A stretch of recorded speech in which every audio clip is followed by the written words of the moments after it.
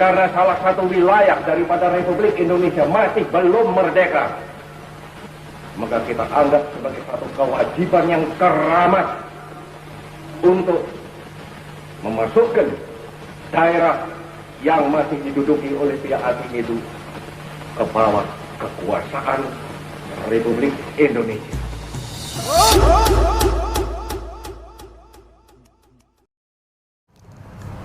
Nama saya Ramses Oke, tokoh adat Papua, tokoh Pepera.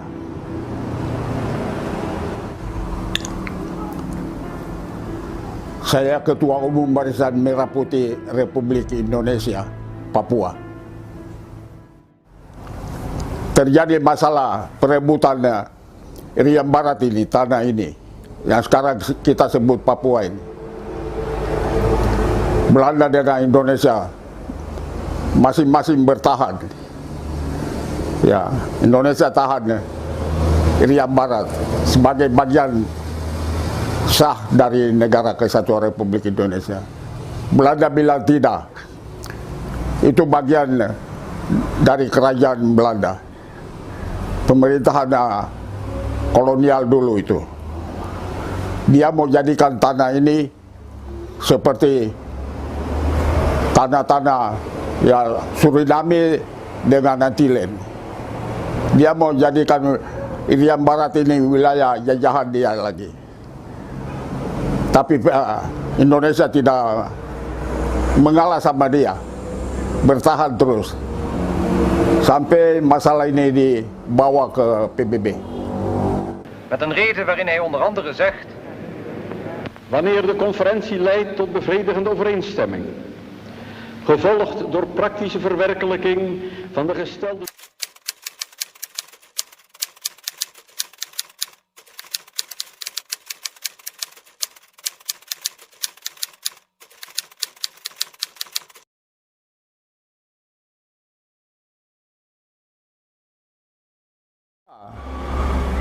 macam-macam sekali. Ada pemberontakan di Biak, ya baku tembak, ya dengan tentara Belanda, ya macam-macam ya. Pemberontakan terjadi sana sini.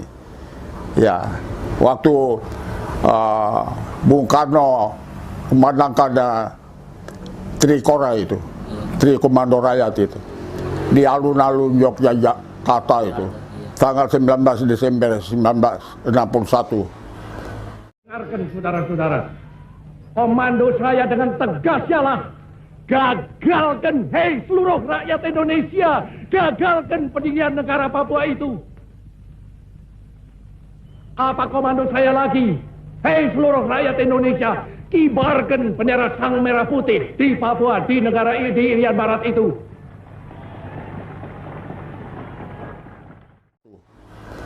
Itu terjadi, wah, ramai sekali di tanah Papua. Pemuda sana sini berontak sama Belanda, ya, sampai baku tembak, ya.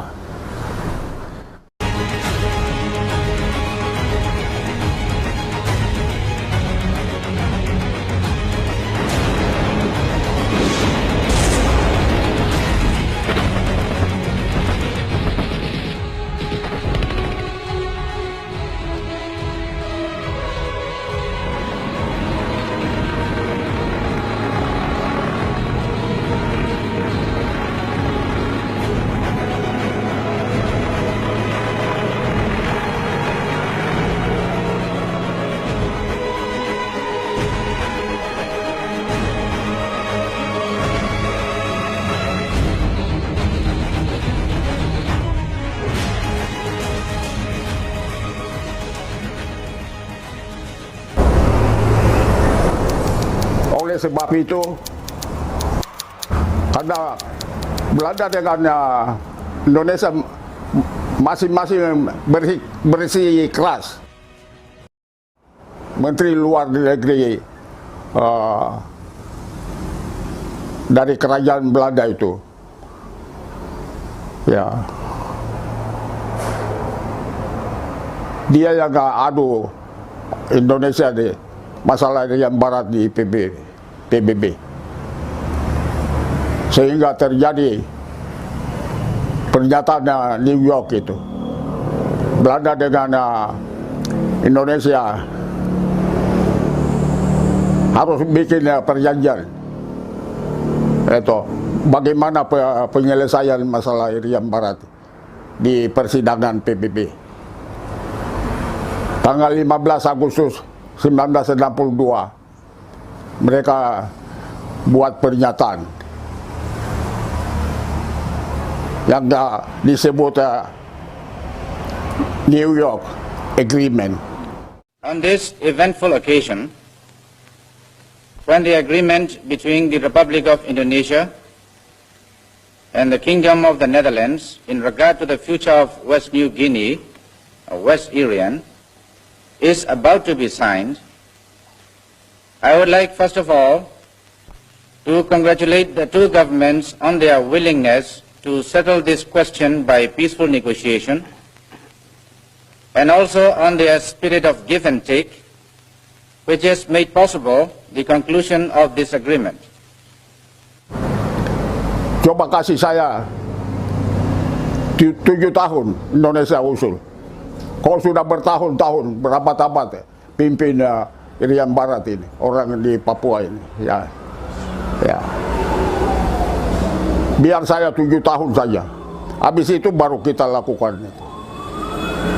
Itu sebabnya 1962 itu, tanggal 15 Agustus, perjanjian ditandatangani di New York. Belanda dengan Indonesia untuk 7 tahun dulu, baru pelaksanaan referendum yang kita sebut PPRA, penentuan pendapat rakyat.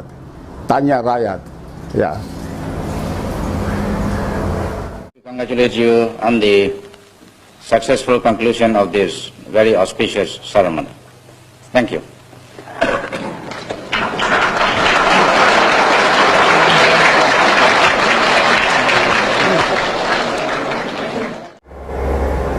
Perjanjiannya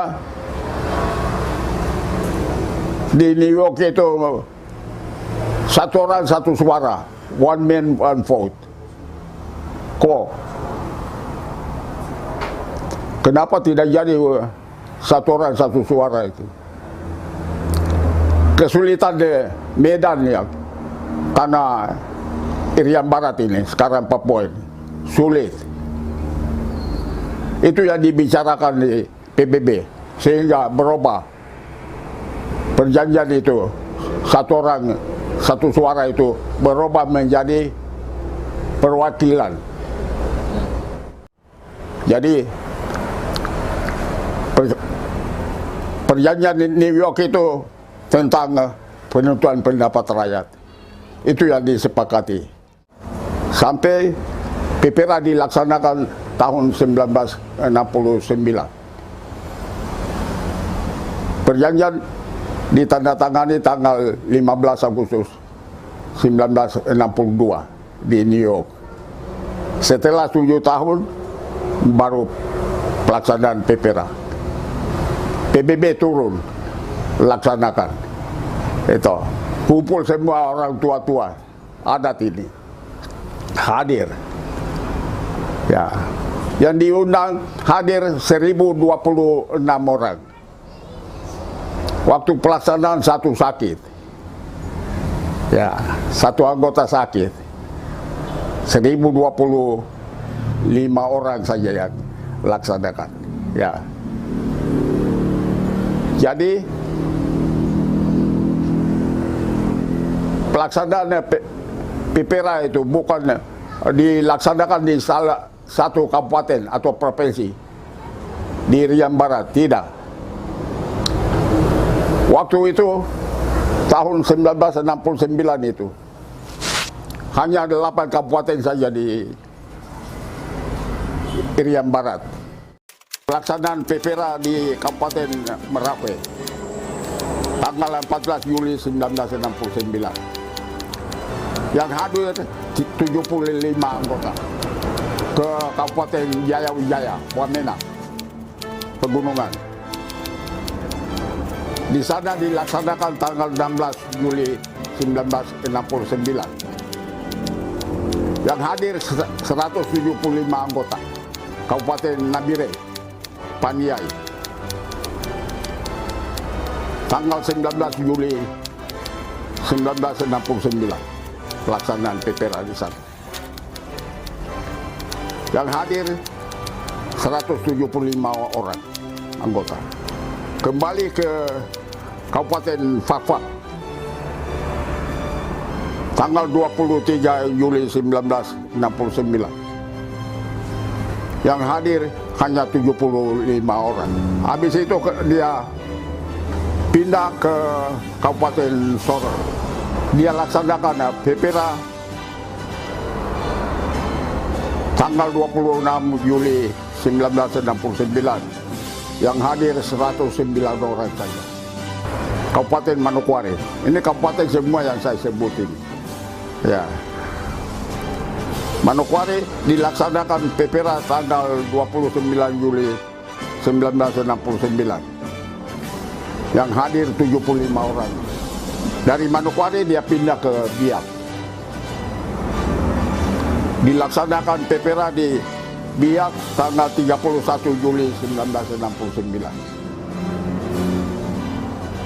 Yang hadir 31 orang saja. Kemudian dari Biak dia pindah ke Jayapura. Kabupatennya terakhir dari 8 kabupaten itu. Di Jayapura kami laksanakan tanggal 2 Agustus 1969. Itu terakhir. Yang hadir 110 orang dari tua-tua adat di Jayapura. Jadi saya sampaikan ini, saya bukan diceritakan.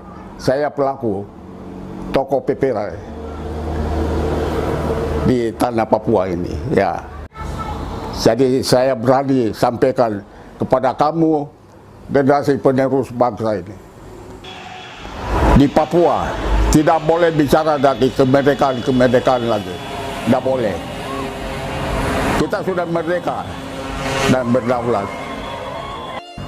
Saya harapkan kamu harus bersatu mempertahankan NKRI. Bagaimanapun, ya, dimanapun kau ada, kau katakan saya bangsa Indonesia. Dimanapun kau pergi di seluruh dunia ini, kau nyatakan saya bangsa Indonesia yang sudah merdeka dan berdaulat. Tanggal 17 Agustus 1945.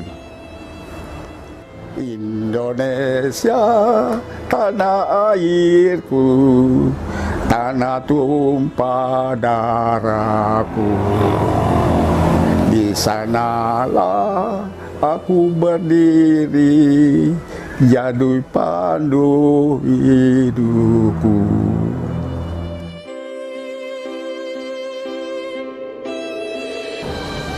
Sekali terjadi untuk selama-lamanya